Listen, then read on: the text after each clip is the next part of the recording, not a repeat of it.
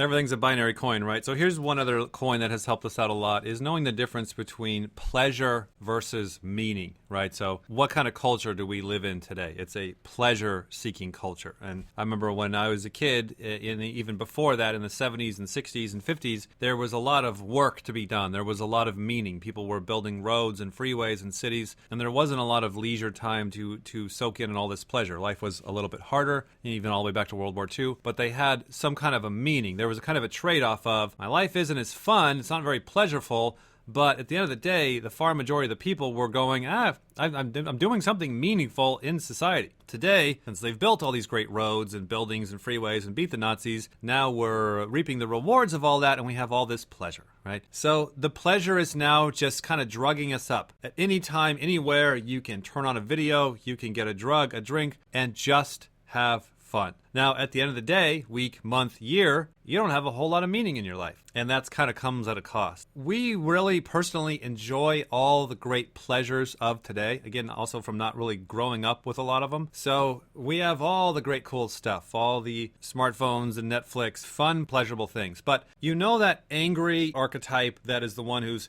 taking away your fun things and saying, get back to work and stop goofing around. Like, as you get older, you kind of have to become that person for yourself. You kind of got to set these little boundaries for yourself and be like, all right, homie, that's been enough video games today. That's been enough hanging out on Facebook and bullshitting with my friends for today. You got to start masculine SITE regulating that shit. If not, you're just going to be drunk on pleasure and find yourself with no meaning.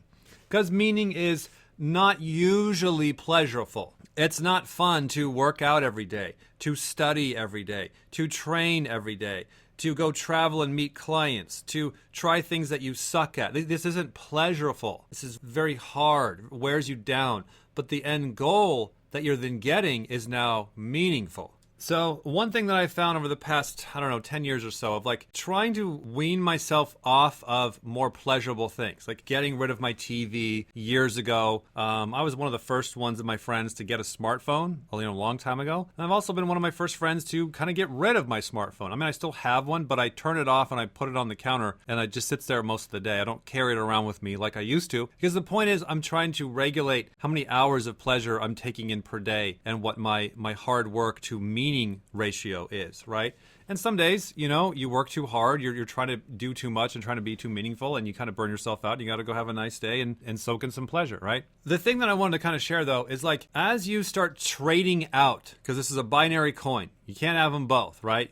You can't have a pleasurable, fun, easy life and produce something meaningful. Doesn't work that way. It's going to be hard work no matter what it is. What I have found is like as you're kind of taking out some of this pleasurable shit and bringing in stuff meaningful, the learning curve that it takes is something that people just don't tell you about. So you're trying to do something simple, like just trying to get up on time, because you're way at the bottom. You really suck, right? Trying to get up on time. You're trying to eat right. You're trying to read a book a month or study for your business or get to college or get a new job, whatever like low-level bullshit, just getting started, kind of get your room in order stuff, right? Here's what I'll tell you that no one else will tell you. The amount of tries that it takes to actually win at one of those things and how long it actually takes is so much longer than you think it should ever take. Because you may be going, hey, look, I tried to get in shape. I tried to get up early. I tried to be consistent. I tried to not be addicted to cigarettes. I've been in and out of rehab 15 times. Okay, it's usually that's the way it goes because it usually takes 100 times or 1,000 times or another couple years. This is how it was for me because I just kind of realized what's the alternative? Once I saw this coin for myself that I'm either living each day more pleasure minded or I'm living each day trying to work towards meaning. Like, what was the alternative?